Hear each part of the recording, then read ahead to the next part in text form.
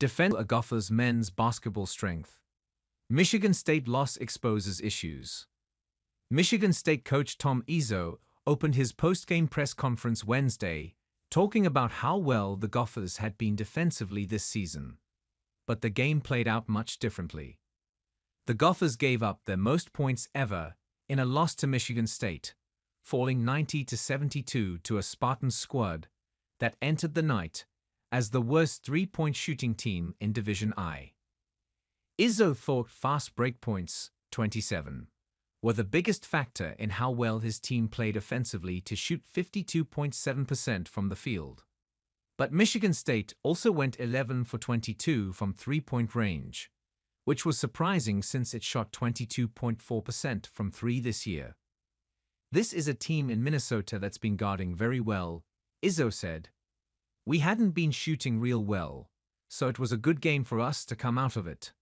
I thought our running game really helped us. We got some open looks in our running game. Looked more like old us. Unfortunately for Ben Johnson, the Gophers played defense like they had in past years, when that wasn't a strength. They seemed to be going through a defensive identity crisis going into Monday's second Big Ten game at Indiana. What's our response going to be from here on out? Johnson said. We know the standard of what it takes to compete and to give yourself a chance. So we've got to a good job of holding ourselves to that standard. The Gophers were a top 50 team nationally in defensive efficiency, even after back-to-back losses against Wichita State and Wake Forest in Orlando. But the last two games have ruined their numbers. The Gophers now rank 86th in defensive efficiency by KenPom and 87th by Bart Torvik. This decline actually started in Sunday's 79-62 win against Bethune-Cookman. In the second half, the Gophers allowed Bethune-Cookman to shoot 50% from the field, including 7 for 13 from three. Michigan State shot 55.6% overall in the second half Wednesday, including 7 for 10 from deep. Johnson thought maybe fatigue was a factor since the Gophers had 4 games in 7 days. I think we have to find a way to push through, he said. I think when guys get tired, you could be in the right spot.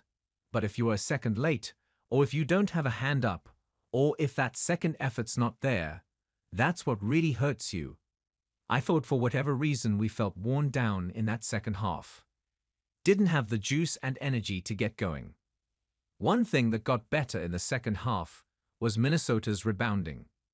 Michigan State won the Battle of the Boards 24-8 in the first half, including 9 offensive rebounds. That flipped with the Gophers having a 19-15 advantage in the second half.